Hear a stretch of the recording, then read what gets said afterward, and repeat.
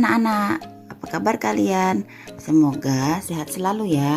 Pada video kali ini Ibu akan membahas tentang kerajinan serat prakarya kelas 7. Sumbernya di buku prakarya revisi 2017 ya, jangan lupa.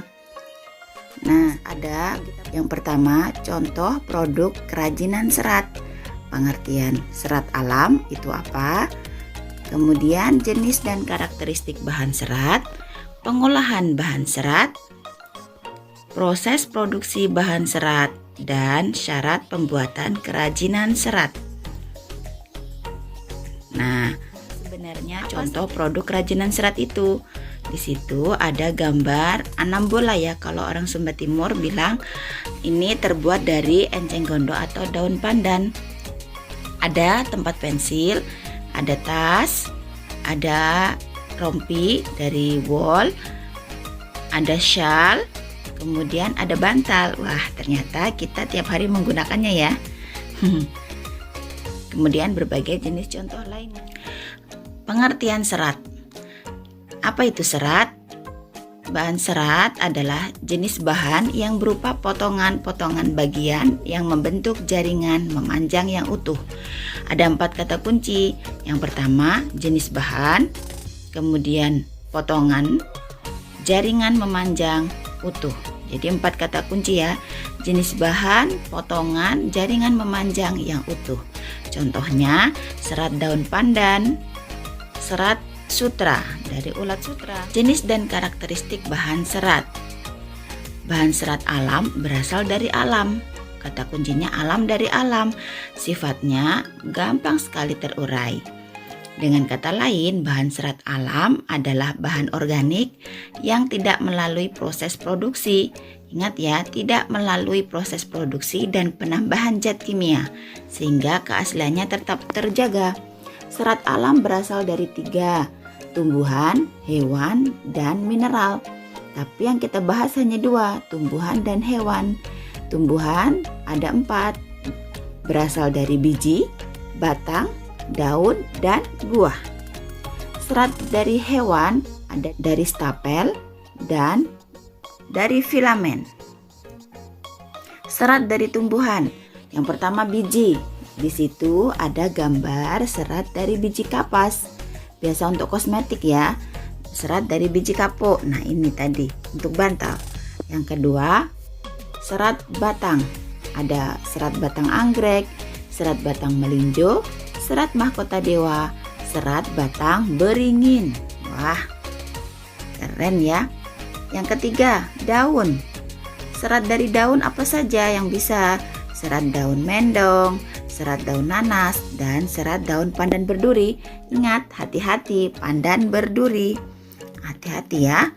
Yang keempat, serat buah. Di situ ada buah kelapa. Nah, sabutnya ternyata bisa. Lanjut. Serat dari hewan. Serat dari stapel. Serat yang berbentuk rambut hewan yang biasa disebut dengan wol. Stapel, rambut hewan, biasa disebut dengan wol. Yang pertama, serat bulu domba, serat bulu alpaka, serat bulu unta, serat bulu kasmir, serat bulu kelinci. Kalau dilihat ini tebal-tebal ya, jadi sifatnya hangat sekali. Serat dari filamen. Serat yang berbentuk jaringan, berasal dari ulat sutra, kepompongnya dipintal untuk dijadikan benang. Kalau lihat ulatnya sih geli, tapi kalau hasilnya wow, luar biasa ya, sangat lembut dan bagus. Karakteristik atau ciri-ciri bahan serat. Di sini Ibu menggolongkan 3, serat kapas, serat sutra, dan serat wol. Serat kapas apa saja ciri-cirinya? Bahannya terasa dingin, sedikit kaku, mudah kusut, menyerap keringat, mudah terbakar, dan rentan terhadap jamur. Serat sutra berkilau. Wow, sangat halus dan lembut, tidak mudah kusut, kekuatannya tinggi, tahan sinar matahari, tidak mudah berjamur, tapi mudah terbakar.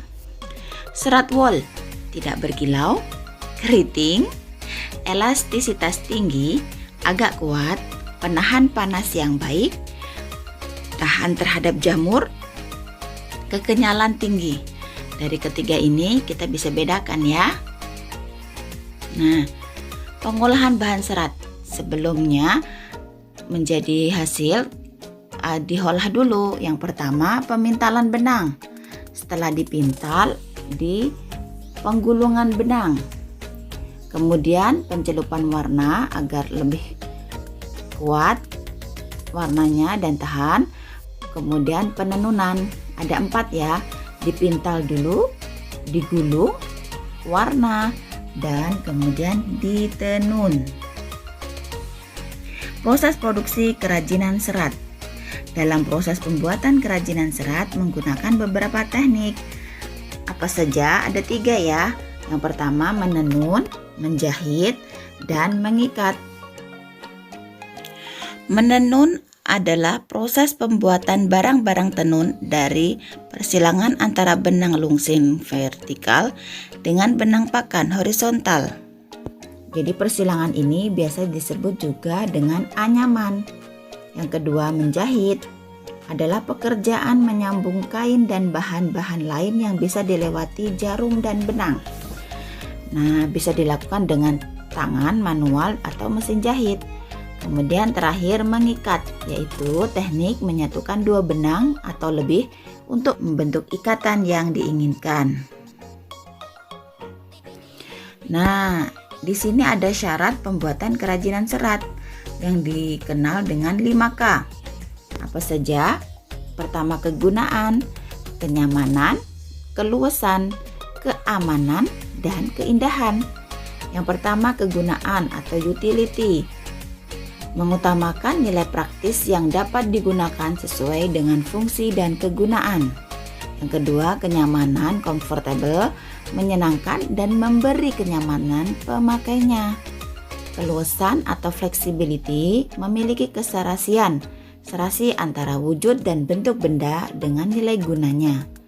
Yang keempat, keamanan, safety, ingat tidak membahayakan pemakainya. Wah ini.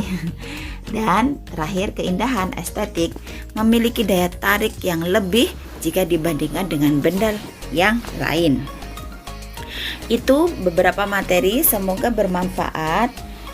Kemudian bisa kita terapkan dalam kehidupan sehari-hari. Sampai ketemu dengan materi selanjutnya. Terima kasih.